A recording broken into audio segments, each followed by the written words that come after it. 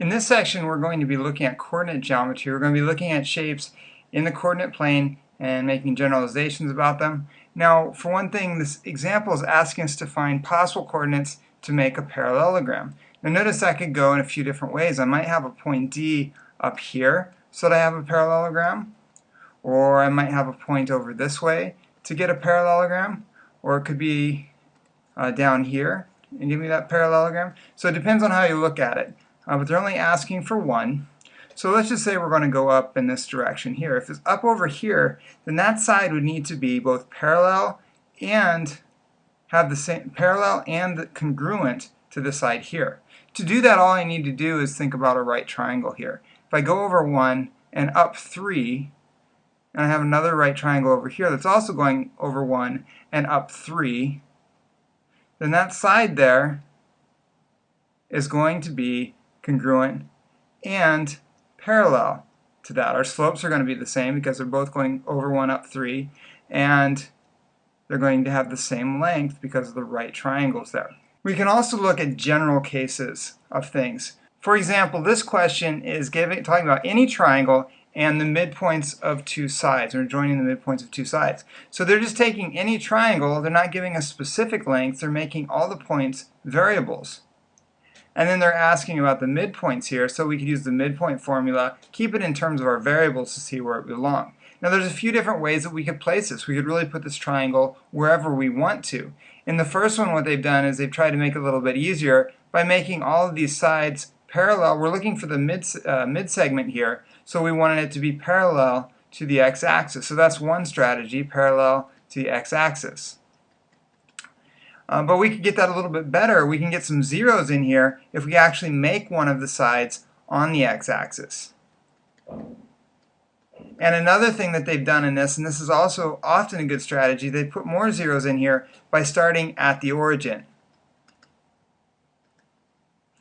Now this one actually is a little bit easier if they don't start at the origin. They've moved it over so that the vertex has a 0 in it because we're going to be finding some midpoints. This one's going to be easier if the vertex is on the y-axis. In these problems we're asked to name coordinates. We want to know what would be convenient for this. So each side of the square has a length of 2a. So I'm looking at SQ. If I want to place this, the easiest thing to do would make each part a. And so the coordinates of x here would be a and negative a. Same thing for our y's. We also want a length of a. And so my points would be a, up a, back a, up a, backwards a, down a, and over a, minus a. And that's going to give us a square where the origin is in the center of that square, and each side will have a length of 2a. The next one is an isosceles triangle, where they want the base to have a length of 2a.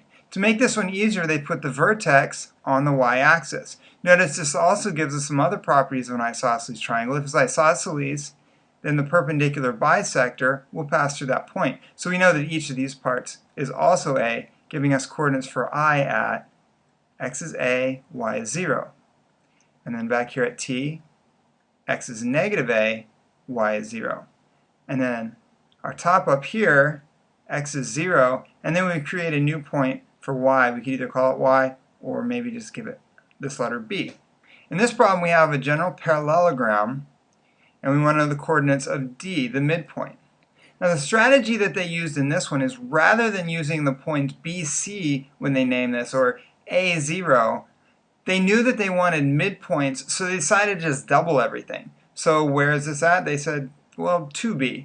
Because then when we add this together to find the midpoint, and we can choose either side here, we can look at the midpoint of OB, giving us a midpoint of A plus B over 2 and C. We could also check CA, which will also give me A plus B over 2 and C. So we know it's a parallelogram, and we're getting the same midpoint. In this next part, we're going to look at something called a coordinate proof. Sometimes it's easier to prove things with a coordinate proof than a regular proof. And what we need to do is just take our figure, and we want to be general with that. And we want to maybe turn it, spin it, whatever, but we want to arrange it somewhere on our axis so that it's easy to use the coordinates of that to do a proof. Now, a lot of times it's easiest to put that one of the sides along the x-axis, and in this case I'm putting one corner at 0, 0. The other thing, I want to choose very general points for the other points of this. I'm looking at the trapezoid midsegment theorem, so I'm going to be looking at the midpoints of these sides. When I choose the values for these points, I want to think about a couple things. One, I don't know what value of x it is, so I'm just going to call it a, which is like a variable. I do know the y value here because I'm on the x-axis. I could look at these points up here, and notice they would have the same y value, which I could call c, but they will have different x values. So maybe we could call it b and d. But then we need to find the midpoints also. At this point, we should remember we're going to be dividing by 2, so rather than calling this a, I'm going to let it be 2a. Remember, it's just a random value that I chose anyway. And I could let this just be 2d and 2b and 2c. It's just going to work out nicer when we solve this problem. So my coordinates for this point up here would be x as 2b and y as 2c. My values for this point up here, x is 2d, and the y value is also 2c. And I would need to find the midpoints. That would be the goal of my proof, find these midpoints and maybe use that distance and show that we're going to need parallel and also to fit the formula that was given. So that's the second step of our coordinate proof, is that we write down what's given and what we're trying to prove based on the original information. Okay, next, now that we have that figure, we would just figure out what formulas we need and write out the plan. So we already said we needed the midpoint formula, so we could find the coordinates of these points. We could then use the slope formula to decide if they're parallel, because remember, that was one of our goals. We need parallel sides there.